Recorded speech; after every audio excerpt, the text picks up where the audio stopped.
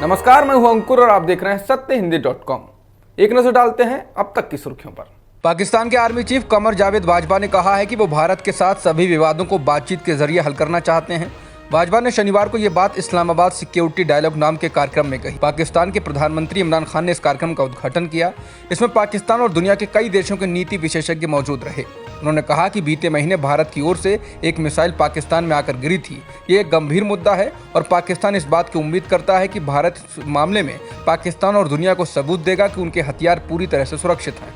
बाजवा ने कश्मीर के मसले पर भी बोला और कहा कि पाकिस्तान इस बात पर भरोसा करता है कि बातचीत और कूटनीति के जरिए सभी मसलों को सुलझाया जा सकता है और इसमें कश्मीर का मसला भी शामिल है। उन्होंने कहा कि अगर भारत कश्मीर के मामले पर आगे बढ़ने को तैयार है तो पाकिस्तान भी इसके लिए राजी है। पाकिस्तान के प्रधानमंत्री इमरान खान ने अविश्वास प्रस्ताव पर वोटिंग से पहले कहा कि उनके पास विश्वसनीय जानकारी है कि उनकी जान को खतरा है। इसके साथ ही उन्होंने कहा कि वो डरते नहीं हैं और एक स्वतंत्र और लोकतांत्रिक पाकिस्तान के लिए अपनी लड़ाई जारी रखेंगे। ARY न्यूज़ के साथ बातचीत में खान ने कहा कि सेना ने उन्हें 3 विकल्प दिए हैं: अविश्वास मत, जल्दी चुनाव या प्रधानमंत्री के रूप में इस्तीफा। खान ने कहा कि न केवल उनकी जान को खतरा है बल्कि विदेशी हाथों में खेल रहा विपक्ष भी उनके चरित्र का हनन का सहारा लेगा।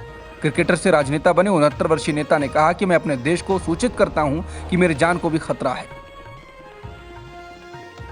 चंडीगढ़ के मुद्दे पर हरियाणा के सीएम मनोहर लाल खट्टर और प्रदेश बीजेपी अध्यक्ष ओम प्रकाश धनखड़ ने पंजाब सरकार और मुख्यमंत्री भगवंत मान पर तीखा हमला बोला। खट्टर ने तो अब SYL का भी मुद्दा उठा दिया है। पंजाब विधानसभा में कल आम आदमी पार्टी की सरकार ने एक प्रस्ताव पारित कर चंडीगढ़ पर पंजाब का दावा जताया और कहा कि चंडीगढ़ पूरी तरह से पंजाब की राजधानी घोषित की जाए, जिसके बाद अब हरियाणा के सीएम मनोहर लाल खट्टर ने आज SYL का मुद्दा उठाते हुए कहा कि अगर वे ऐसा कुछ करना चाहते हैं तो उन्हें पहले SYL मुद्दे को सुलझाने के लिए सुप्रीम कोर्ट जाना चाहिए। पंजाब के हिंदी भाषी क्षेत्र हरियाणा को नहीं दिए गए, जिससे बाकी मुद्दों में देरी हुई। उन्हें कहना चाहिए कि वे हरियाणा को हिंदी भाषी क्षेत्र देने के लिए तैयार हैं। चंडीगढ़ को लेकर पंजाब सरकार के प्रस्ताव के बाद हरियाणा के गृह मंत्री अनिल विज ने पंजाब की आम आदमी पार्टी सरकार को बच्चा पार्टी कहा। उन्होंने कहा कि पंजाब में जो सरकार आई है ये बच्चा पार्टी है, इन्हें मुद्दों की पूरी जानकारी ही नहीं। चंडीगढ़ का मुद्दा है लेकिन वो अकेला मुद्दा नहीं है, उसके साथ SYL के जल का मुद्दा है, हिंदी भाषी क्षेत्र के मुद्दे हैं, तो इन सबका फैसला होगा, किसी एक का नहीं। अनिल विज ने कहा, अभी पंजाब सरकार के दूध के दांत भी नहीं टूटे, इस पार्टी का जन्म धोखे से हुआ। अन्ना हजारे के आंदोलन में कहीं भी ये एजेंडा नहीं था कि राजनीतिक पार्टी बनाई जाएगी। RJD नेता तेजस्वी यादव ने लोक जनशक्ति पार्टी सांसद चिराग पासवान के पिता रामविलास पासवान का बंगला खाली कराए जाने को लेकर बीजेपी पर तंज कसा। तेजस्वी यादव ने कहा कि बीजेपी ने हनुमान का बंगला जला दिया। उन्होंने कहा, रामविलास पासवान आखिरी वक्त तक बीजेपी के साथ खड़े रहे, लेकिन अब बीजेपी ने हनुमान का बंगला ही जला दिया। बीजेपी को समर्थन देने का यही नतीजा होता है। उन्होंने चिराग पासवान की पार्टी को तोड़ा और उसके नेताओं को भी अलग थलग कर दिया। भारत और ऑस्ट्रेलिया के बीच आर्थिक सहयोग को बढ़ावा देने के लिए शनिवार को आर्थिक सहयोग एवं व्यापार समझौते पर हस्ताक्षर किए गए। इस समझौते के तहत अब ऑस्ट्रेलिया से आने वाले 85% उत्पादों पर टैरिफ नहीं लगेगा। समझौते के बाद प्रधानमंत्री नरेंद्र मोदी ने इस द्विपक्षीय समझौते को ऐतिहासिक पल बताया। उन्होंने कहा कि इतने कम समय में इस अहम समझौते पर सहमति बनना दोनों देशों के बीच परस्पर भरोसे को दिखाता है। वहीं ऑस्ट्रेलिया के PM स्कॉट मॉरिसन ने कहा कि इस व्यापार समझौते से दोनों देशों के रिश्ते और मजबूत होंगे। भारत और ऑस्ट्रेलिया के बीच हुए व्यापार समझौते के तहत कपड़ा, चमड़ा, आभूषण और खेल उत्पादों जैसे 95% से अधिक भारतीय सामानों के लिए ऑस्ट्रेलिया बिना शुल्क के अपने बाजार उपलब्ध कराएगा। भारत द्वारा ऑस्ट्रेलिया को किए जाने वाले निर्यात के प्रमुख सामानों में पेट्रोलियम उत्पाद, टेक्सटाइल्स और परिधान, इंजीनियरिंग सामान, चमड़ा, केमिकल्स और जेम्स एंड ज्वेलरी शामिल हैं। वहीं ऑस्ट्रेलिया से आने वाले आयात में मुख्य रूप से कच्चा माल, कोयला, खनिज आदि शामिल हैं। ऑस्ट्रेलिया भारत का 17वां सबसे बड़ा व्यापारिक भागीदार है, जबकि नई दिल्ली कैनबरा का 9वां सबसे बड़ा भागीदार है। भारत और नेपाल के बीच 8 साल बाद रेल सेवा एक बार फिर से शुरू हो गई है। नेपाल के प्रधानमंत्री शेर बहादुर देउवा और PM नरेंद्र मोदी ने वीडियो कॉन्फ्रेंसिंग के माध्यम से रेल सेवा का उद्घाटन किया। ये रेल सेवा बिहार के जयनगर से नेपाल के जनकपुर होते हुए कुर्था तक जाएगी।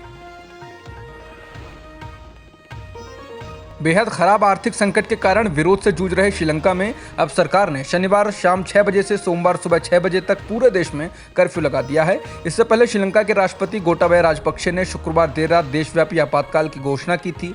राष्ट्रपति ने सख्त कानूनों को लागू किया, जिससे सेना को बिना किसी मुकदमे के लंबे समय तक संदिग्धों को गिरफ्तार करने और हिरासत में रखने की अनुमति मिल गई है। श्रीलंका में हालात इस कदर खराब हो गए हैं कि मुल्क में हर दिन 10 घंटे के पावर कट लग रहे हैं। सीधे शब्दों में इसका मतलब ये है कि लोगों को एक दिन में 10 घंटे तक अंधेरे में रहना पड़ रहा है। ईंधन की भारी कमी के कारण बिजली नहीं बन पा रही है। श्रीलंका का विद्युत बोर्ड हर दिन 10 घंटे का पावर कट लगा रहा है, जबकि इसी महीने की शुरुआत में इसका वक्त 7 घंटे का था। बोर्ड का कहना है कि ऐसा इस वजह से किया जा रहा है क्योंकि थर्मल जनरेटर को चलाने के लिए तेल नहीं है। लगातार खराब होते हालात के बीच श्रीलंका में आपातकाल घोषित कर दिया गया है। राष्ट्रपति गोटाबाया राजपक्षे ने आपातकाल लगाने की घोषणा की है। श्रीलंका में खराब हालात के बीच श्रीलंका में इंडियन ऑयल कॉरपोरेशन की सहायक कंपनी लंका आईओसी ने शुक्रवार को कहा कि वो बिजली की कमी को कम करने के लिए 6000 मीट्रिक टन ईंधन की आपूर्ति करेगी। समाचार एजेंसी रॉयटर्स की एक रिपोर्ट के अनुसार शनिवार को भारतीय व्यापारियों ने भी कहा कि वो श्रीलंका को 40,000 टन चावल भेजने की प्रक्रिया में है। पेट्रोल और डीजल के दामों में फिर बढ़ोतरी हुई है। शनिवार को एक बार फिर दिल्ली में पेट्रोल और डीजल के दामों में 80 पैसे प्रति लीटर की बढ़ोतरी हुई है। बीते 12 दिन में पेट्रोल और डीजल के दाम 10 बार बढ़ चुके हैं और ये 7 रुपये 20 पैसे प्रति लीटर महंगे हो चुके हैं। इस बढ़ोतरी के बाद दिल्ली में पेट्रोल की कीमत 102 रुपये 61 पैसे प्रति लीटर और डीजल की कीमत 93 रुपये 87 पैसे प्रति लीटर हो चुकी है। मुंबई में पेट्रोल के दाम 117 रुपये 57 पैसे प्रति लीटर, चेन्नई में पेट्रोल 108 रुपये 21 पैसे प्रति लीटर, जबकि डीजल के दाम 98 रुपये 28 पैसे प्रति लीटर हो गए हैं। कीमत बढ़ने के बाद कोलकाता में पेट्रोल 112 रुपये 19 पैसे और डीजल 98 रुपये 28 पैसे प्रति लीटर हो चुका है। आर्डेलिया क्रूज ड्रग्स मामले में एनसीबी के प्रमुख गवाह प्रभाकर सेल का कल निधन हो गया। उनके वकील तुषार खंडारे के अनुसार कल चेंबूर के माहुल इलाके में उनके आवास पर दिल का दौरा पड़ने से उनका निधन हो गया। प्रभाकर सेल मुंबई क्रूज ड्रग्स मामले में स्वतंत्र गवाह थे। उन्होंने दावा किया था कि वो केपी गोसावी के पर्सनल बॉडीगार्ड थे। प्रभाकर सेल वही शख्स हैं जिसने एनसीबी मुंबई के जोनल डायरेक्टर समीर वानखेड़े पर 25 करोड़ रुपए रिश्वत मांगने का आरोप लगाया था। अब तक की खबरों में इतना ही। बाकी खबरों के लिए बने रहिए सत्यहिंदी.com के साथ।